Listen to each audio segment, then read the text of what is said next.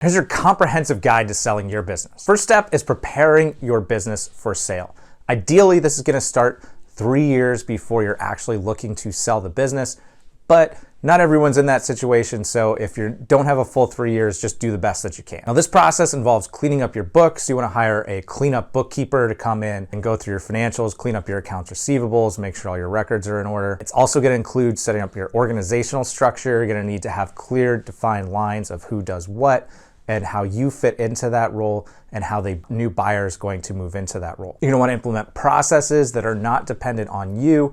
So that's replacing, if you're doing all the sales, you wanna start bringing in some marketing efforts that make the sales less dependent on you. Also, you wanna start moving systems away from pen and paper to some digitized process. Next, you're gonna need to get a realistic valuation. We find that most business owners have no idea what their business is worth. Typically, we see a lot of really high, overinflated ideas of what businesses sell for. Maybe they heard someone from the club sold for 8 times EBITDA, and really they're in a market where businesses typically sell for 2 to 3. So you need to go through and find out a good idea of your valuation. We do have a video where we go through a bunch of levels that can actually give you an idea. If you watch it, check out our profile. If you find that video, shouldn't be too hard to find. If you're thinking about selling, you can reach out to us. We can give you a quick estimate too. Well, valuation is really important because it's really gonna set your path for the rest of the way. So really the next step is, armed with your valuation, is you should work with a wealth advisor who is familiar with business transactions. So not your buddy from college that works at the local investment shop. Make sure that you engage with someone who is familiar with business transactions, because they can be complex and mistakes are very costly. But what you can do with the wealth advisor is you can sit down and look at what your after-tax proceeds might be. They can coordinate some tax minimizing strategies with your accountant, because how you structure the deal can have a huge impact. You might end up paying over 40% if you structure it wrong, when you could have been paying 20-25% tax rate if you structure it right. So how you structure the deal can be, very important to that tax rate. Your wealth advisor can work as your quarterback with your accountant to make sure that that's done correctly. Armed with the valuation, they can also help determine if you're going to have an estate tax problem. So that's a high class issue, the death tax. Really you're gonna need a very large sale for that to come into play.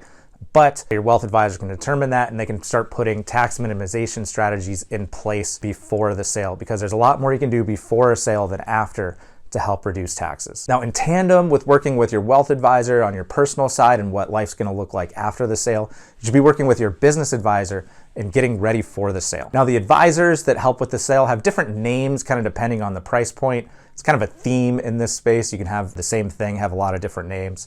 So typically, most people are going to operate in the business broker world. That's kind of the $100,000 to $5 million price point. Really, at around $3-4 million, you'll start seeing people come in that call themselves M&A advisors or mergers and acquisition advisors. They might do, so we'll say $4 million to $10 million, and then above $10 million, you'll see people that start to call themselves investment bankers. Really, they all do the same thing. They just serve at different levels and different price points. So by knowing your valuation, you can know what type of firm you need to reach out to. Now, your advisor is going to pull together all the information on your business, put it into a marketing deck, often called a CIM or CBR. CIM is Confidential Information Memorandum, and CBR is Confidential Business Review. Same thing again, just 2 different words. And then your advisor, they're going to go out, they're going to find the buyers. Honestly, that's the easy part, is finding people. There's lots of people that want to buy. You're going to have 100 people inquire on your business.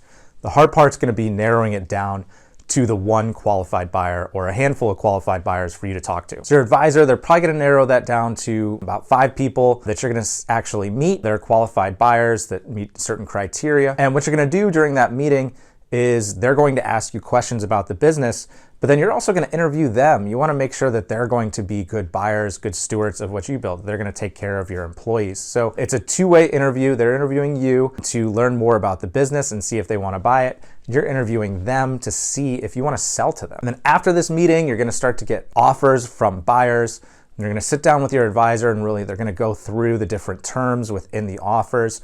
So this is a little different than like a real estate transaction that most people might be familiar with. There's just so many different moving pieces within a offer to buy a business. So obviously you have the price, but then you have terms like seller financing. What's the interest rate on the seller financing?